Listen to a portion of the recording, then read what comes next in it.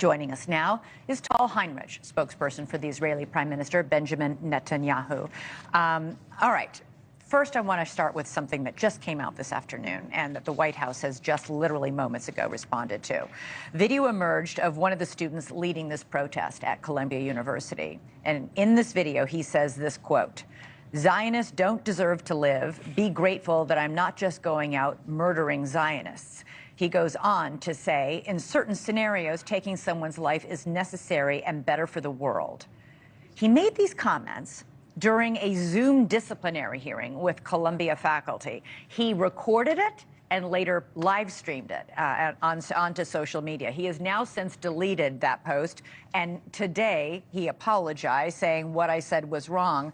But it raises the question with these protesters, you know, is this what's driving them? Is it a sincere concern for the welfare of these Palestinians in Gaza, or is it anti-Semitism? Anti-Semitism. And not all of them. Not all of them, but if you are part of a protest where you're hearing, you know, you see flags of Hezbollah, that was at Princeton, by the way, and you hear chants, kill all Zionists and death to America, and you're part of this protest and your friends are chanting these chants, just walk away if you're not standing up. You know, it's not what you're standing for.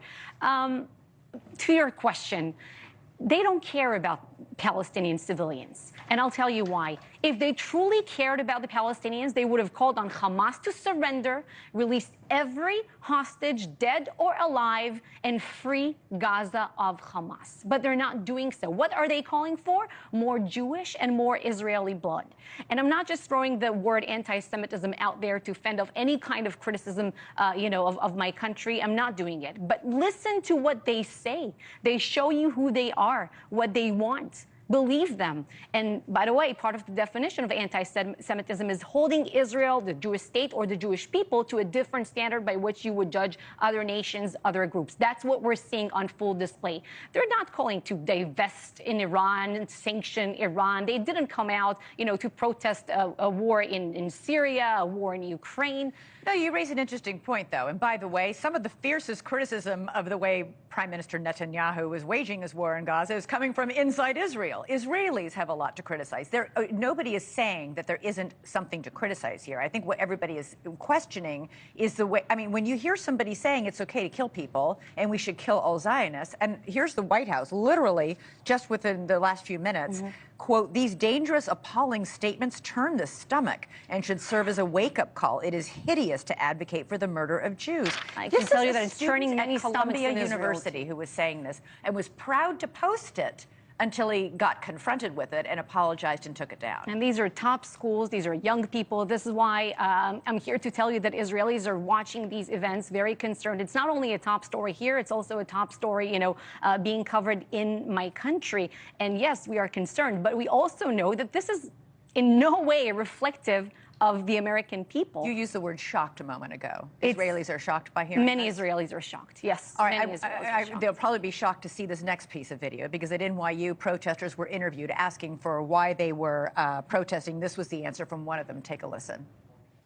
I think the goal is just showing our support for Palestine and demanding that NYU stops. I honestly don't know all of what NYU is doing. Is there something that NYU is doing? I really don't know. I'm pretty sure they're...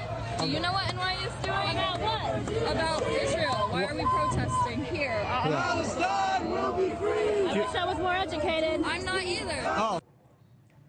Okay, that's just embarrassing. It's embarrassing. Every time they're being interviewed by reporters, they don't know. They don't know. They reveal their hollowness, their moral, their historical ignorance. They don't know basic things about the conflict, the Israeli-Palestinian conflict. I saw another such video of, somebody at Columbia holding a poster of a Palestinian terrorist, and a reporter approached him.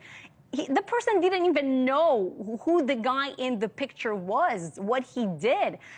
So it's really, they truly reveal their real colors, which are, I don't know, woke jihadi, some kind of red-green alliance. All right. Well, listen, thanks so much for watching. Go to joinnn.com to find News Nation on your television provider. And don't forget to click the red subscribe button below to get more of News Nation's fact-driven, unbiased coverage.